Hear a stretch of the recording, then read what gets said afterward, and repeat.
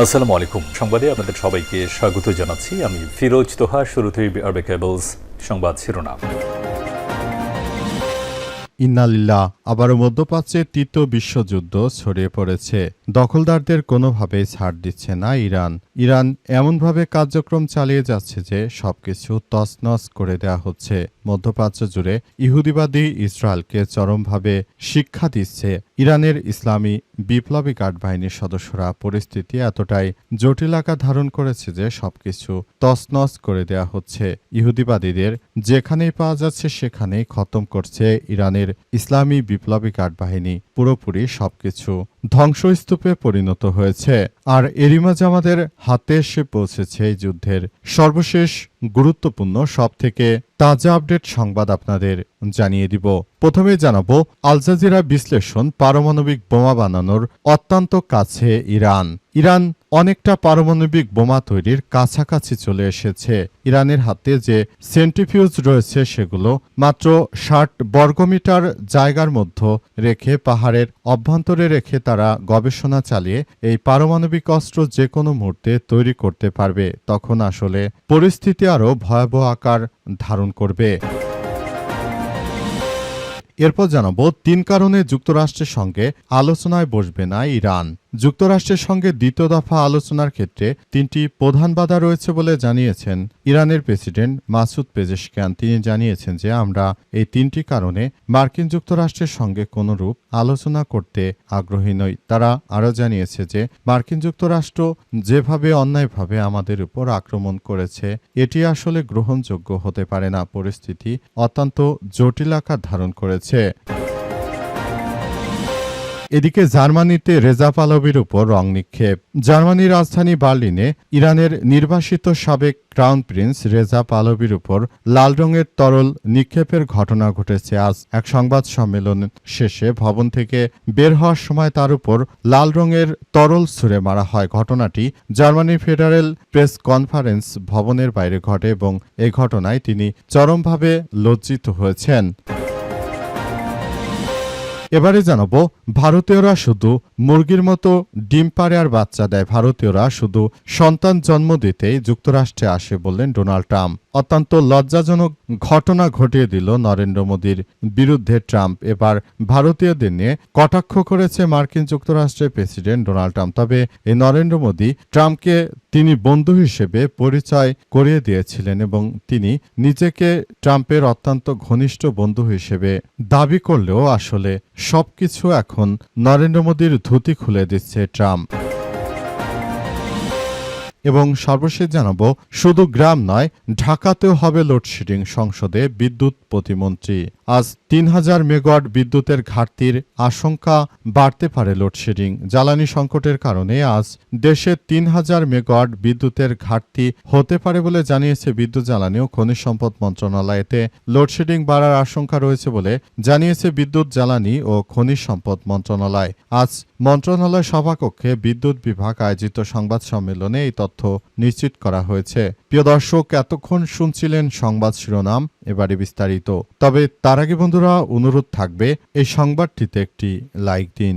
এই চ্যানেলে আপনি নতুন হয়ে থাকলে আমাদের সংবাদটি দেখতে দেখতে চ্যানেলটি সাবস্ক্রাইব করে রাখুন। কমেন্ট করে বন্ধুরা আপনার মূল্যবান মতামত জানিয়ে দিন আপনি বিশ্বের কোন দেশ থেকে বা বাংলাদেশের কোন স্থান থেকে আমাদের সংবাদটি দেখছেন এবং শুনছেন। আর বন্ধুরা সংবাদটি আপনার সোশ্যাল মিডিয়া ফেসবুকে শেয়ার করে বন্ধুদেরও দেখার সুযোগ করে দিন।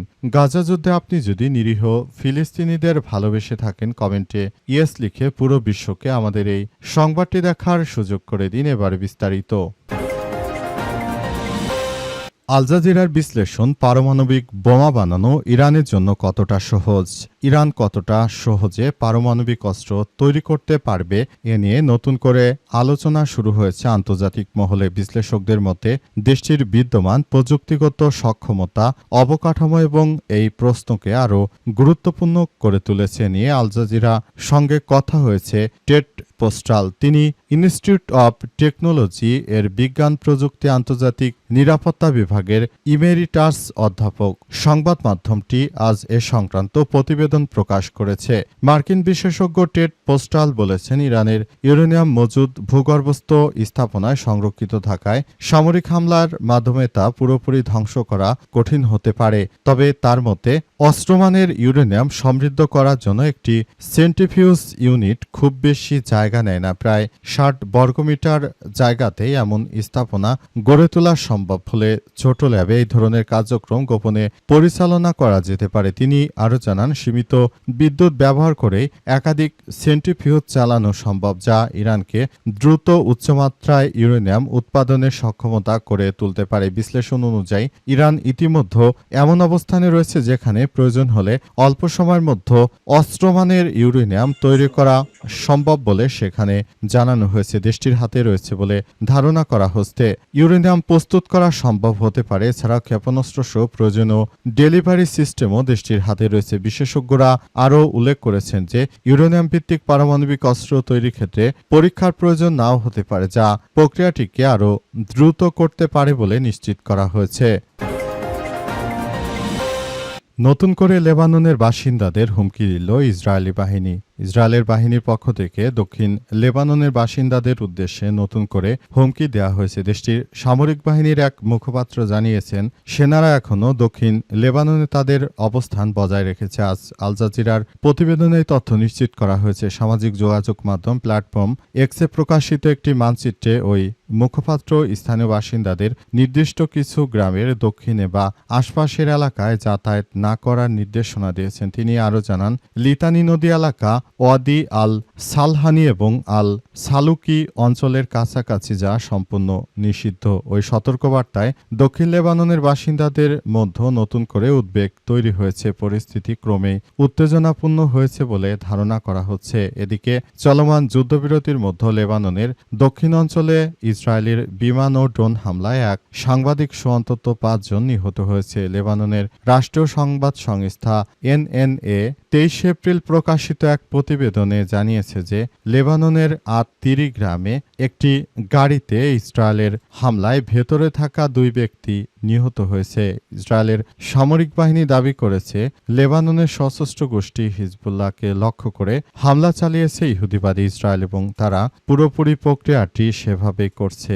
অত্যন্ত দুঃখজনক হলেও সত্য যে ইহুদিবাদীরা তারা শুরু থেকেই আমাদের মুসলিম দেশগুলোকে টার্গেট করে তারপর হামলা চালাচ্ছে। হামলা করে তারা মূলত ইহুদিবাদী ইসরায়েল ও মার্কিন যুক্তরাষ্ট্রকে তারা সাপোর্ট দেওয়ার চেষ্টা করছে, কিন্তু জায়নবাদীদের যে কোনো কার্যক্রম পুরোপুরি ভেস্তে দিয়েছে ইরানের ইসলামী বিপ্লবী গার্ড বাহিনীর সদস্যরা। তারা শুরু থেকে জায়নবাদীদের বিরুদ্ধে বড় ধরনের আক্রমণ চালিয়ে সবকিছু তছনছ করে দিয়েছে।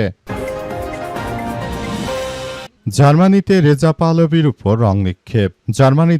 জার্মানির রাজধানী বার্লিনে ইরানের নির্বাসিত সাবেক ক্রাউন প্রিন্স রেজা পাহলভির উপর রঙের তরল নিক্ষেপের ঘটনা ঘটেছে বলে জানা গেছে।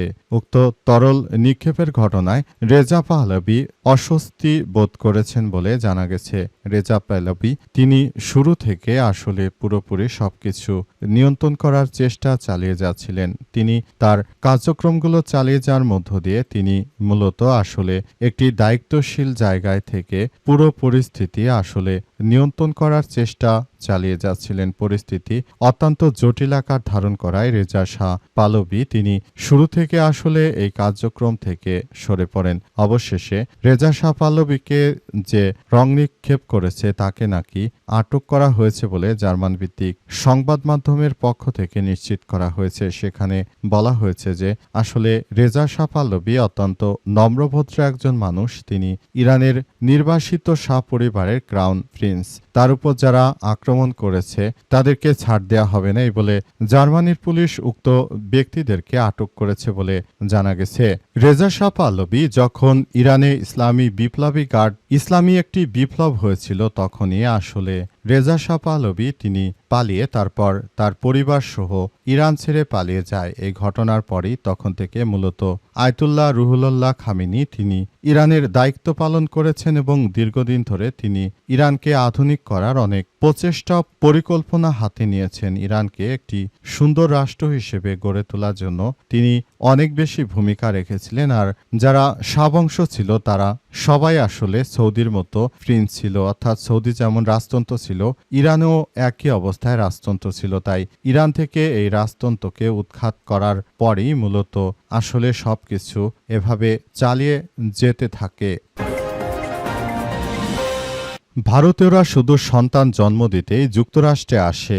এবার নরেন্দ্র মোদীকে ব্যঙ্গ করলেন মার্কিন যুক্তরাষ্ট্রের প্রেসিডেন্ট ডোনাল্ড ট্রাম্প। মার্কিন যুক্তরাষ্ট্রের প্রেসিডেন্ট ডোনাল্ড ট্রাম্প তিনি সরাসরি এবার আসলে এমন কিছু কথা জানিয়েছেন যে কথা শুনে আসলে সবাই হতচকিত হয়ে পড়েছে। এবার তিনি শুধুমাত্র ইরান নয় বরং ভারতকেও নিয়ে নানা কটূক্তিমূলক কথাবার্তা বলেছেন। সেখানে তিনি জানিয়েছেন যে ভারতের যারা রয়েছে তারা মার্কিন যুক্তরাষ্ট্রে আসে শুধুমাত্র ভারত থেকে বাচ্চা পেটে নিয়ে তারপর মার্কিন যুক্তরাষ্ট্রে এসে তারা বাচ্চা জন্ম দিতে আসে। অর্থাৎ তাদের উদ্দেশ্য হচ্ছে যাতে করে তাদের বাচ্চারা বিভিন্ন সুযোগ সুবিধা পায় আমেরিকার কাছ থেকে। কারণে মূলত এই ধরনের কার্যক্রম তারা করে বলে এমন কথাই নিশ্চিত করা হয়েছে।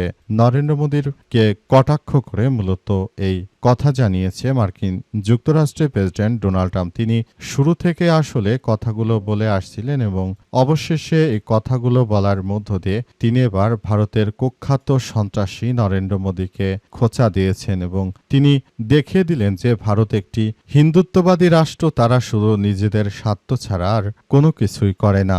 যেমন বাংলাদেশে ভারতীয়রা বাংলাদেশের বিরুদ্ধে হিন্দুত্ববাদীরা বিভিন্ন উস্কানিমূলক কার্যক্রম ছড়িয়ে বেড়ায়, তেমনি আমেরিকাও তারা শুধুমাত্র তাদের স্বার্থ হাসিল করার জন্য যায়। এ অবস্থায় আসলে কোনো কিছুই আর করা যাচ্ছে না।